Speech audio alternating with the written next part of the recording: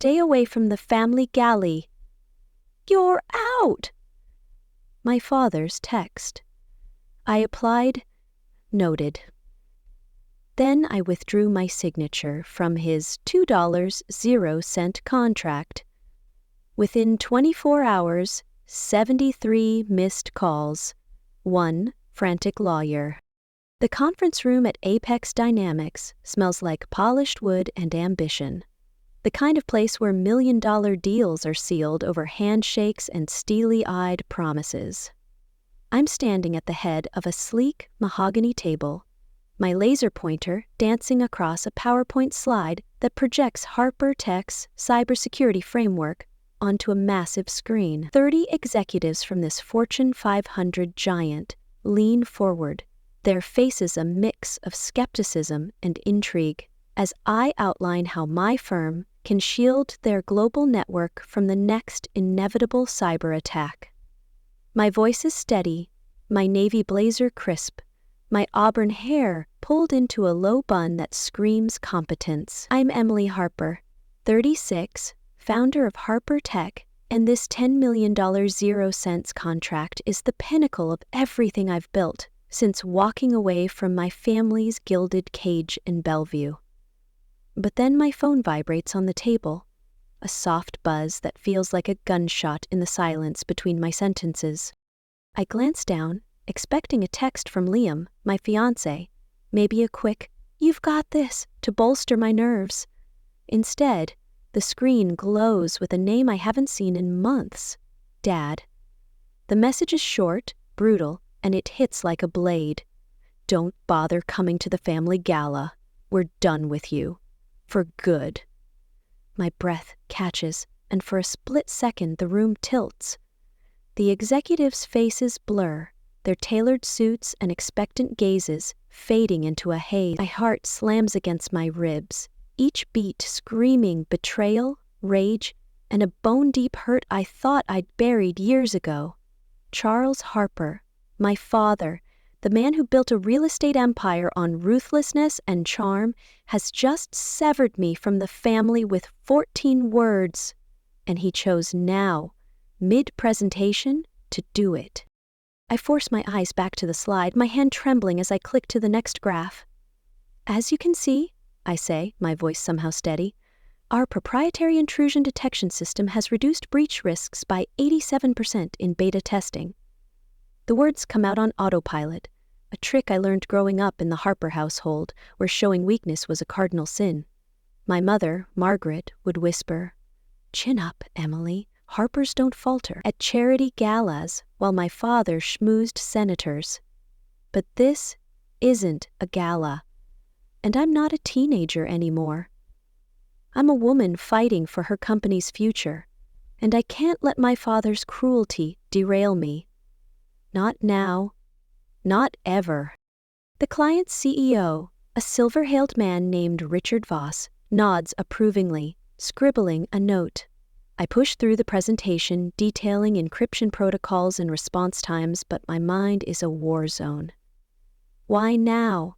The gala is next month, a glittering event at our Bellevue estate where Seattle's elite will sip champagne under chandeliers while my father announces Harper Enterprises' latest skyscraper. I wasn't planning to go, haven't been, to a family event since last Christmas's disaster, but being uninvited via text?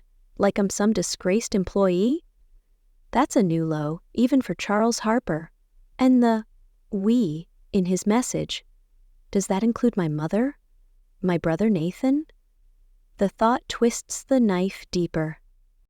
I wrap up the pitch with a confident smile, fielding Voss's questions about scalability and compliance. "We'll have a full proposal to you by Monday," I say, shaking his hand, my grip firm despite the storm inside me. The room empties, leaving me alone with my laptop and that cursed phone. I sink into a chair, the Seattle skyline sprawling beyond the floor-to-ceiling windows, all glass towers and gray clouds rolling in from Puget Sound. I unlock my phone and reread the text, hoping I misread it. I didn't. The words are cold, final, and they burn like frostbite. I should call Liam. He'd know what to say, his calm voice grounding me like it always does. But my thumb hovers over the screen, and instead I scroll through my contacts to Mom. I hesitate, then type, "Did you know about Dad's text?" I hit send before I can overthink it. The message sits there, unanswered, as the conference room's silence presses against my ears. I'm not surprised. Margaret Harper doesn't defy her husband, not in 30 years of marriage. She's the perfect socialite, orchestrating our family's image with the precision of a military general. Growing up, I was her project. Every dress, every smile, every word calculated to elevate the Harper name. "You're a reflection of us, Emily," she'd say, adjusting my posture at fundraisers. "Don't let us down." I let them down the moment I chose MIT over Harvard, cybersecurity over their real estate empire. At 18, I saw through the facade of our Bellevue mansion, with its marble floors and curated art, featured in Architectural Digest as the epitome of Pacific Northwest elegance. To outsiders, we were the American dream. Charles, the self-made tycoon.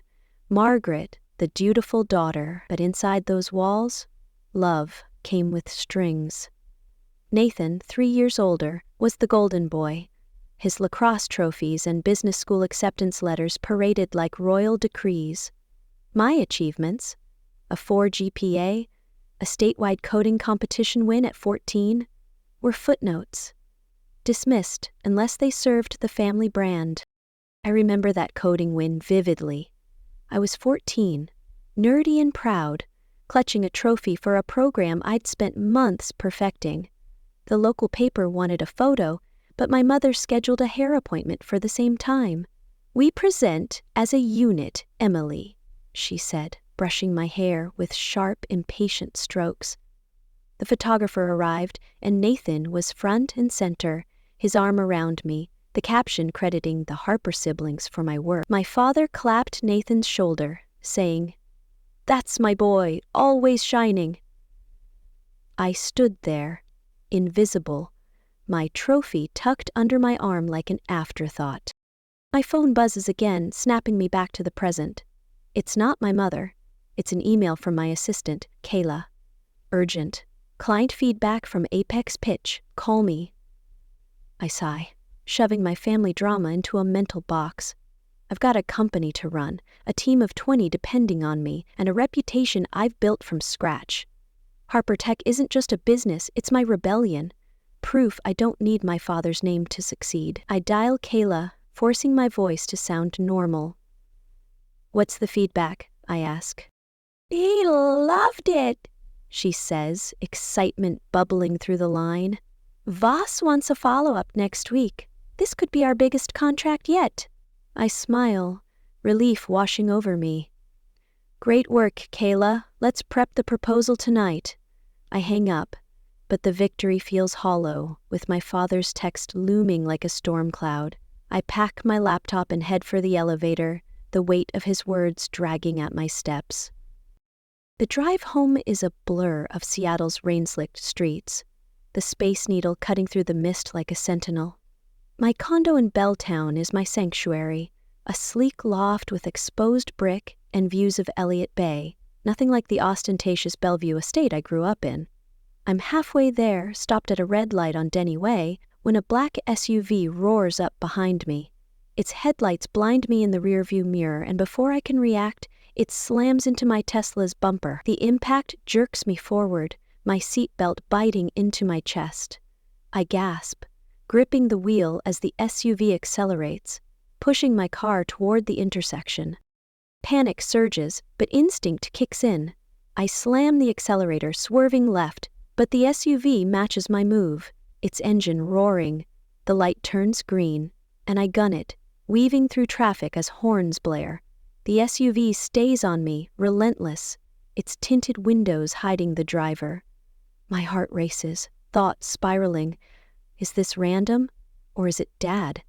The idea sounds insane, but Charles Harper doesn't make idle threats. I take a sharp right onto a side street, tires squealing, and the SUV misses the turn, its brake lights flashing red in the distance. I pull into an alley, my hands shaking as I dial 911. Seattle? PD, what's your emergency? The operator asks. Someone just tried to run me off the road, I say, my voice steadier than I feel. Black SUV, no plates visible, near Denny and 5th. I give the details, my eyes scanning the street for the SUV's return. The operator promises to send a patrol car, but as I hang up, a chilling thought hits me. Harper Enterprises deals in sensitive real estate data. Land deals, zoning permits, offshore accounts. My refusal to join the family business made me an outsider, but did it make me a target? I drive home, checking my mirrors obsessively, and park in my building's secure garage.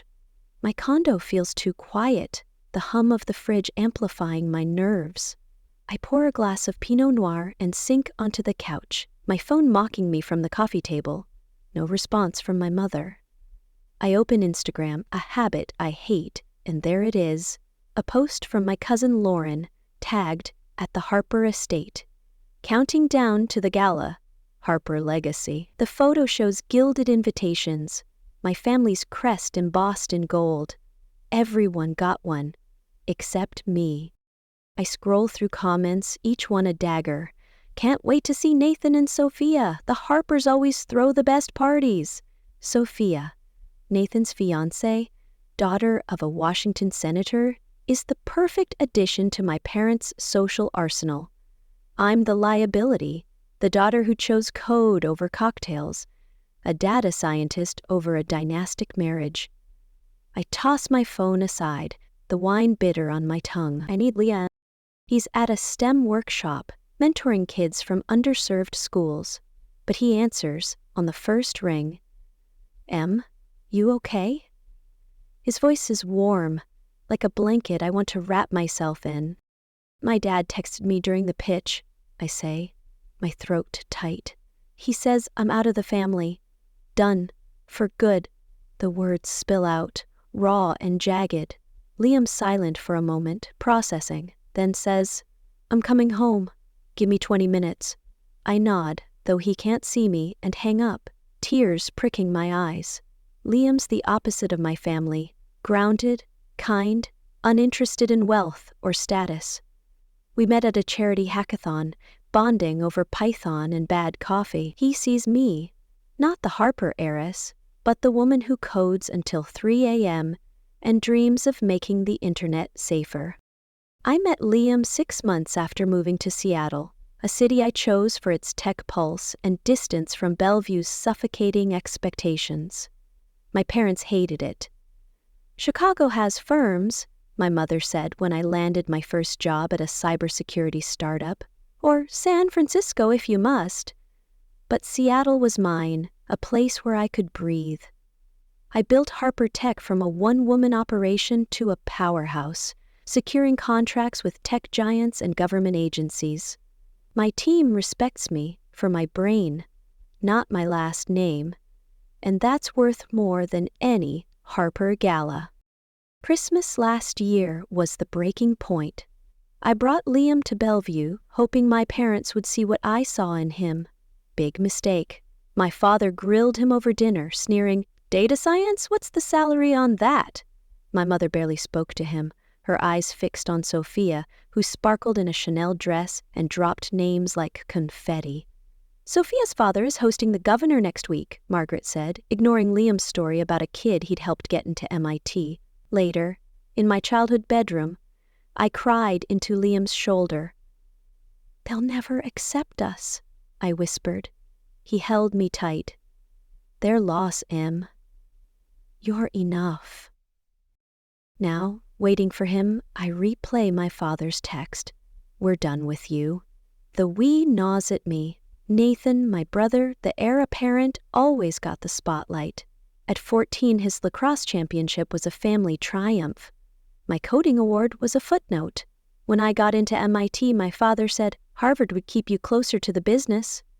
I paid my way through college. Scholarships, coding gigs, anything to avoid their control. Nathan stepped into Harper Enterprises as VP at 25, while I clawed my way up in tech. proving I didn't need their money or their name. The doorbell rings and I jump, spilling wine on my blouse. It's Liam, his dark hair damp from the rain, his hazel eyes searching mine. He pulls me into a hug, and I let myself collapse against him. "Tell me everything," he says, leading me to the couch. I recount the text, the pitch, the SUV chase, my voice shaking as the adrenaline catches up. His jaw tightens. "The car? What the hell? You think it's connected?" "I don't know," I admit, "but Harper Enterprises plays dirty. Dad's got enemies, and I'm the weak link." Liam's hand squeezes mine. "You're not weak. You're the strongest person I know. What do you want to do?" I take a deep breath, the answer crystallizing. "I'm done being their pawn. 3 years ago, Dad guilted me into co-signing a $5 million 0-cents loan for the company. I'm pulling my name off it." Liam nods, but his eyes are wary. "That's big, Em. He'll lose it." I laugh, bitter. He already has. I text Rachel Kim, my attorney, scheduling a meeting for tomorrow. Rachel's sharp, unflappable, and she'll know how to untangle me from Harper Enterprises' web. But as I hit send, a memory surfaces. My father's office, 3 years ago, his heavy fountain pen in my hand as I signed the loan documents. "Family helps family," he said, his smile thin. I was naive, thinking it was a one-time favor. Now I wonder, why did he need me? Harper Enterprises was supposedly flush. Why my signature? Liam cooks dinner, his famous risotto, and we eat on the balcony, the city lights flickering below. "You were a rock star today," he says, clinking his glass against mine. "Apex is eating out of your hand." I smile, but it's strained. I keep thinking about the gala, Lauren's post. Everyone's invited but me. "They're ashamed of me, Liam. Of us." He sets down his fork, his face serious. "They're ashamed of themselves. You're building something real. They're just playing dress-up with their legacy." His words anchor me, but the unease lingers. I check my phone again. No reply from my mother. I open Instagram, torturing myself with gala posts. There's Nathan, grinning in a tux. Sophia on his arm. The comments gush about the Harper dynasty. I'm nowhere in the narrative, erased like I never existed. I toss my phone onto the couch, my chest tight. "I need to know why," I say, more to myself than Liam. "Well now, why cut me out?" "Talk to Rachel first," he says. "Get off that loan, then figure out their game." I nod, but sleep doesn't come easily that night. I dream of the SUV, its headlights chasing me through Seattle's streets, my father's voice echoing, "We're done with you." The next morning, I'm at Rachel's office in Pioneer Square, a brick-walled space cluttered with legal books and coffee mugs. She's in her late 40s, her black hair streaked with gray, her eyes sharp as she scans my phone's screenshot of the text. "This is cold, even for Charles," she says, leaning back.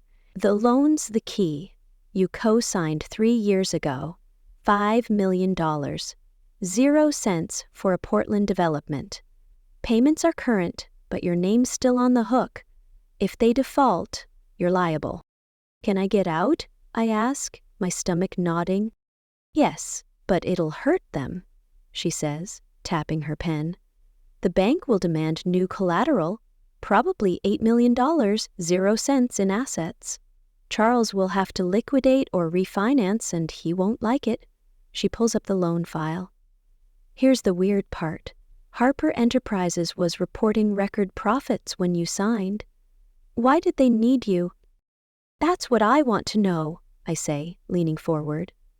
Dad made it sound like a formality, but now I'm thinking he was hiding something. Rachel's eyes narrow. "I'll dig into their financials. Meanwhile, I can draft a notice to the bank, but once it's filed, there's no going back." "You sure?" I think of the SUV, the text, the years of conditional love. I'm sure. She nods, typing notes. I'll have it ready by tomorrow. Watch your back, Emily. Charles doesn't play nice when cornered. Her warning sends a chill through me, but I push it down. I've spent my life dodging his traps. This time, I'm setting my own. That afternoon, I'm back at Harper Tech, a glass-walled office buzzing with coders and analysts. Kayla's prepping the Apex proposal, her enthusiasm infectious. We're gonna crush this, she says, handing me a draft. I smile, but my focus splits when my phone buzzes with a new text from an unknown number. Stay out of Harper business, or you'll regret it. My blood runs cold. I forward it to Rachel and Liam, then call our security team to tighten building access. At 7 p.m., I'm presenting at a tech conference in downtown Seattle, a packed ballroom of industry leaders and venture capitalists. My keynotes on AI-driven threat detection, a topic I could teach in my sleep. I'm halfway through, clicking to a slide on machine learning, when the screen flickers. A red message scrawls across it. Emily Harper leaks client data. Harper Tech can't be trusted. Gasps ripple through the crowd. My stomach drops, but I force a calm smile. Years of Harper training kicking in. Looks like a live demo of what we're up against, I say, striding to the tech booth. I plug in my laptop, my fingers flying as I trace the hack. It's external, sloppy, routed through a VPN. I reboot the system, restoring my slide, and finish the talk to applause. But backstage I'm shaking. The hack wasn't random. It was personal. I text Liam. Keynote hacked. I'm okay, but this is bad. He replies instantly. Coming to you, stay with security. In the green room, I check my phone. Still no word from my mother. But there's a voicemail from Nathan. His voice tight. Em, we need to talk. Dad's out of line, but you're making it worse. Call me. I delete it, anger flaring. Nathan, the brother who basked in our parents' favor, never once stood up for me. Why start now? I'm leaving the conference when my office manager texts. Break-in at Harper Tech. Servers hit. Police are here. My heart lurches. I race to the office, arriving to find shattered glass and flashing police lights. My lead engineer, Sanjay, points to a wrecked server room. They trashed our backups, he says, and left this. He hands me a note, scrawled in black marker. Stay out of Harper business, or lose everything. The same phrase as the text. I clench the note, my mind racing. This isn't just my father's cruelty. It's a coordinated attack. I call Rachel, my voice low. The lone notice. File it now, and find out what Dad's hiding. Someone's coming for me, and I need to know why. She agrees, her tone grim. I'm on it. Get somewhere safe, Emily. I hang up, staring at the note. The Harper legacy was always a gilded trap, but now it's a battlefield. And I'm not running. Liam arrives, pulling me into his arms. We'll figure this out, he says, his voice steady. But you're not alone. I nod, but as we leave the office, the Seattle rain pounding outside, I feel the weight of a war I didn't start. My father's text was just the beginning. Something bigger is coming, and I'm standing in its path. The Seattle dawn is a gray smear across the sky, rain tapping my condo's windows like a code I can't crack. I'm sprawled on the couch, my laptop glowing with Harper Tech's damaged server logs, my third coffee gone cold. Last night's break-in at my office, shattered glass, trashed backups, that scrawled note, stay out of Harper business or lose everything, has me wired on adrenaline and dread. My father's text, banishing me from the family, was a gut punch. But this is war. Someone's targeting me. And the timing. Hours after I told Rachel to pull my name from his $5 million 0-cent loan, screams Charles Harper. I've spent 36 years dodging his control, but now I'm caught in his crosshairs, and I don't know how deep this goes. Liam's asleep in our bedroom, his steady breathing a reminder of the life I'm fighting for. I want to crawl into bed, let his warmth erase the chaos, but I can't. Not until I understand why my father needed my signature 3 years ago, when Harper Enterprises was supposedly swimming in profits. Rachel's digging, but her warning echoes. Charles doesn't play nice when cornered. The SUV that rammed my car, the hacked keynote, the office break-in, they're not random. They're a message, and I'm decoding it, one sleepless night at a time. My phone buzzes, Rachel's name flashing. It's 6:17 a.m., too early for good news. "Emily, you awake?" Her voice is clipped, urgent.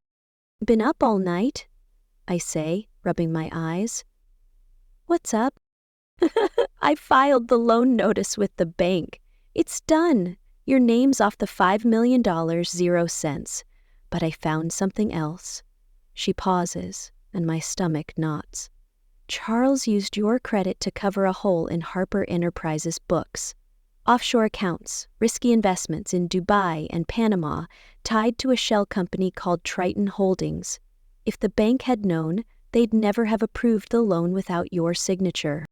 I grip the phone, my pulse racing. "You're saying he committed fraud?" "Potentially," Rachel says. "I'm still tracing the accounts, but Triton's a black box. Millions flowing through it, no clear source. And Emily?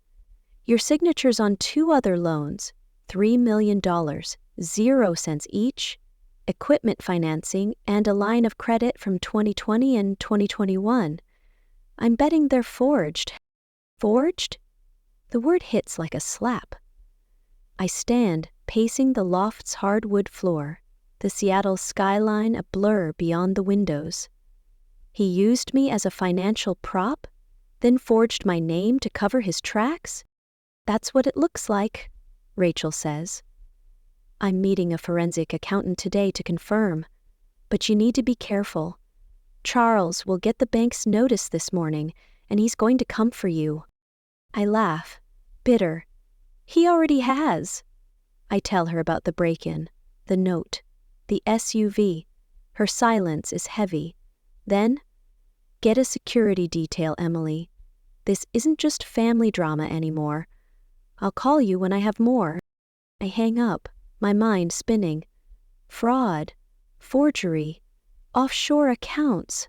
My father's empire, built on skyscrapers and political connections, is a house of cards, and I was his unwitting anchor.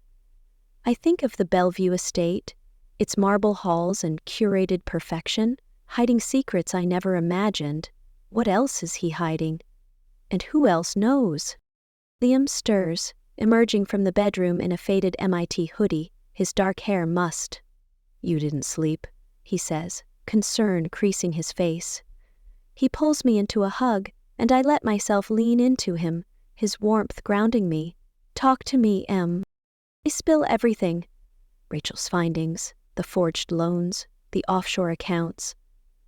His jaw tightens, but his voice stays calm. "You're doing the right thing, getting out. But you're not safe. Not with Charles pulling strings." He cups my face, his hazel eyes steady. "You're stronger than he'll ever be. Don't let him make you doubt that." "I don't," I say. But it's half a lie. Doubt's been my shadow since childhood, when my father's praise went to Nathan, his perfect heir, while I was the afterthought.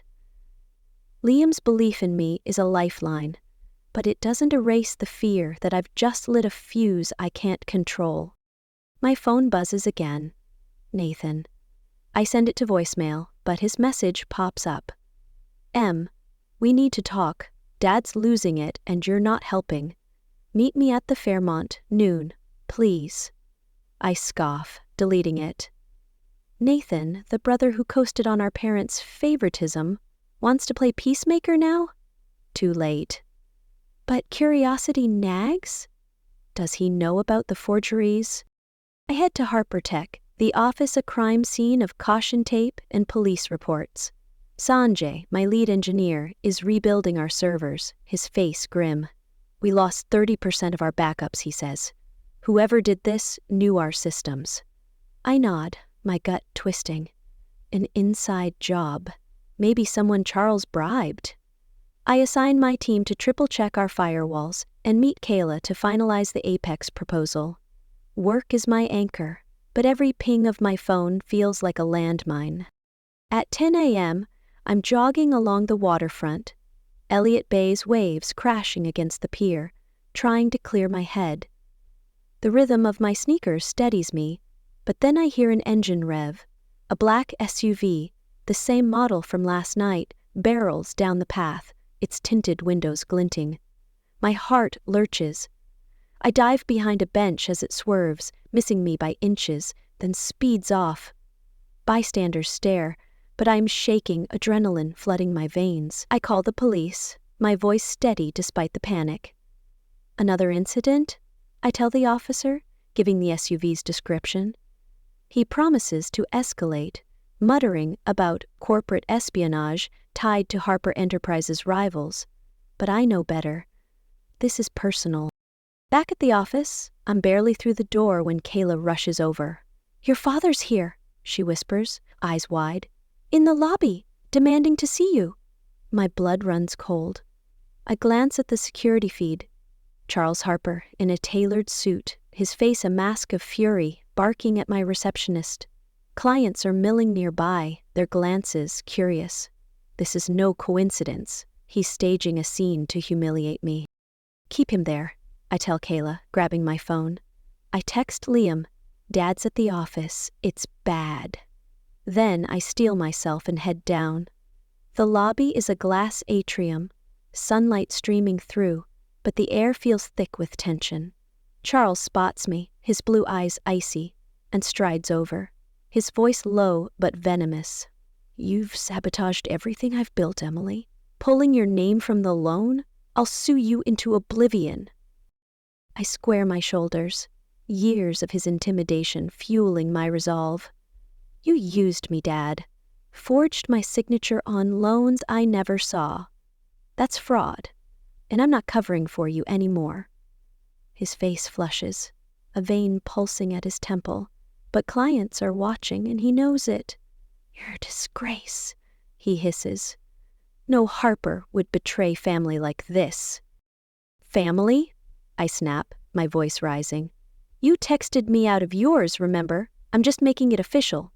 Security steps in, 2 guards flanking Charles. "Sir, you need to leave," one says.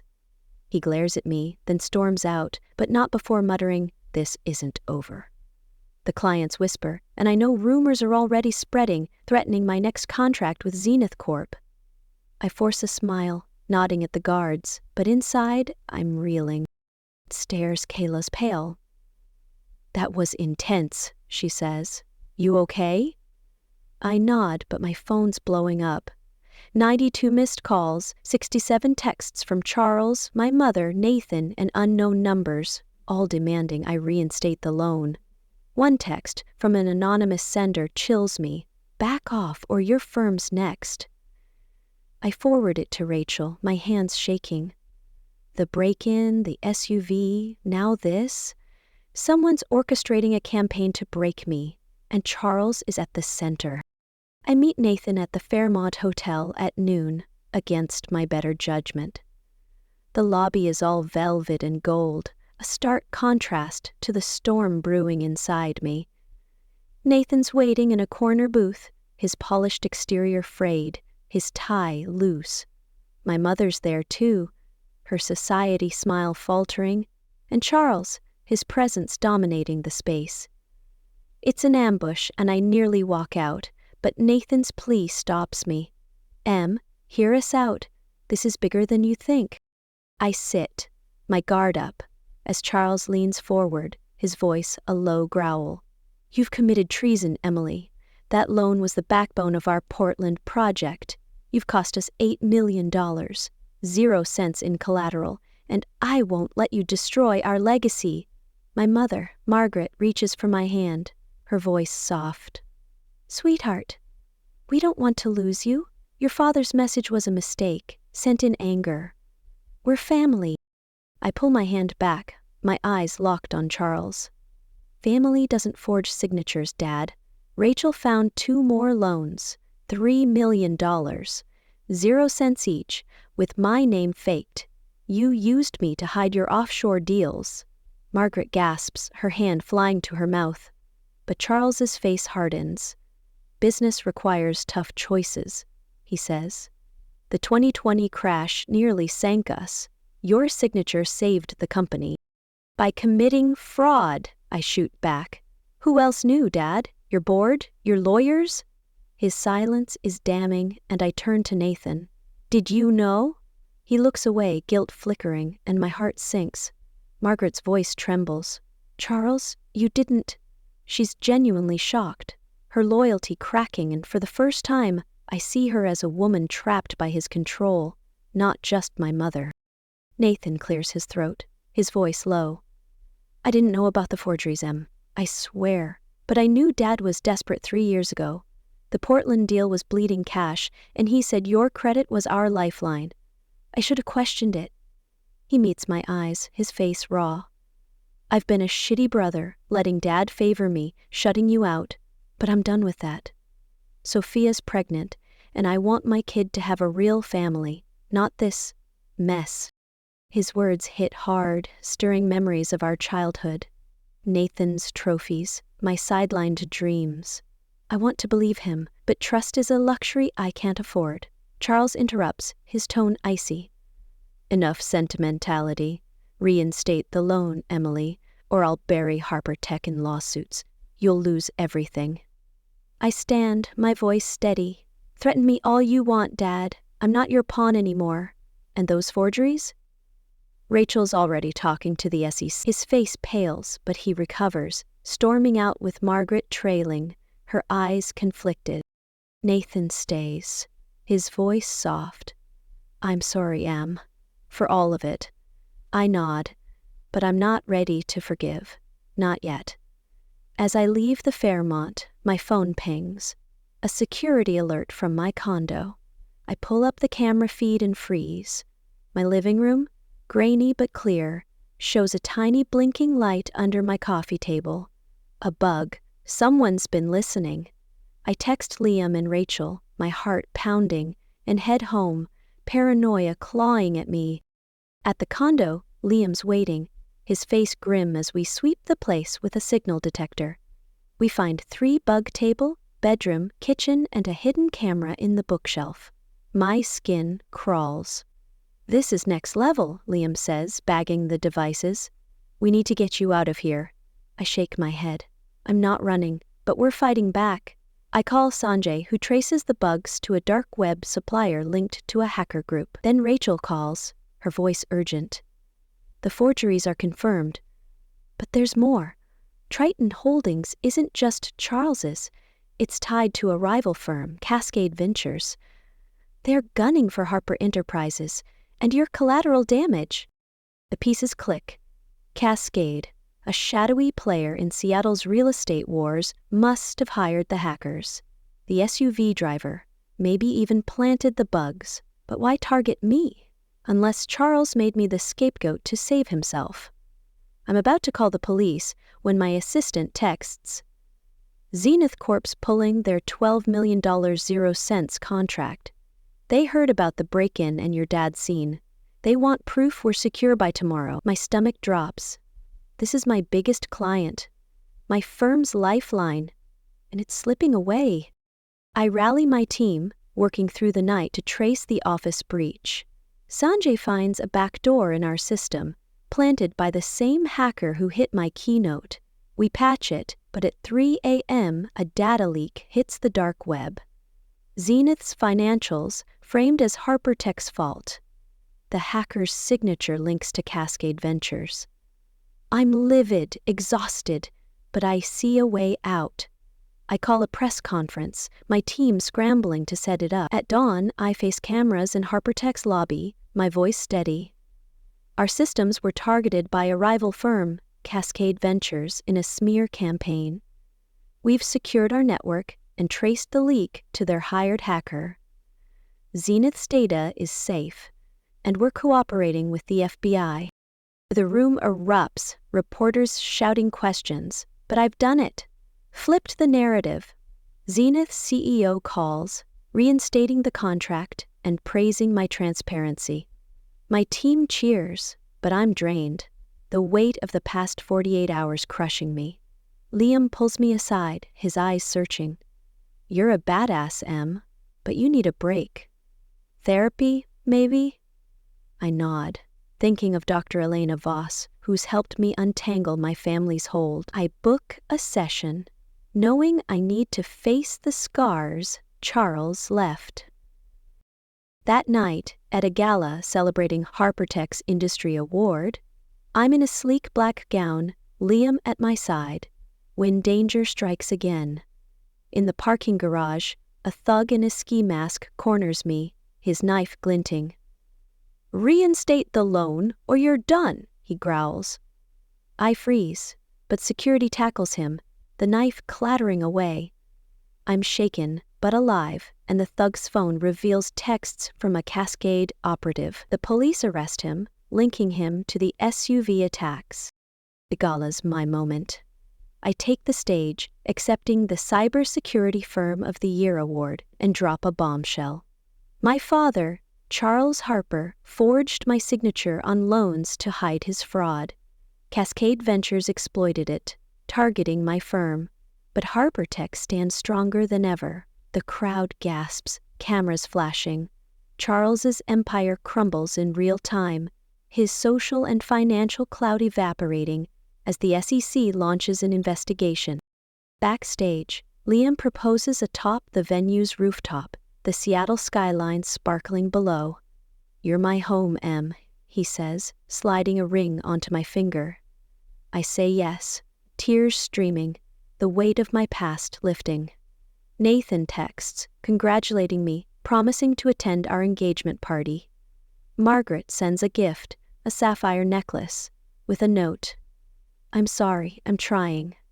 Charles is silent, his absence a victory. I'm in Dr. Voss's office the next day, unpacking the trauma of my father's betrayal. You've reclaimed your worth, she says. What's next? I smile, thinking of Liam, my team, the life I've built. Freedom, I say. And a family that chooses me. As I leave, the Seattle sun breaks through the clouds, and I know I've won, not just against Charles, but for myself.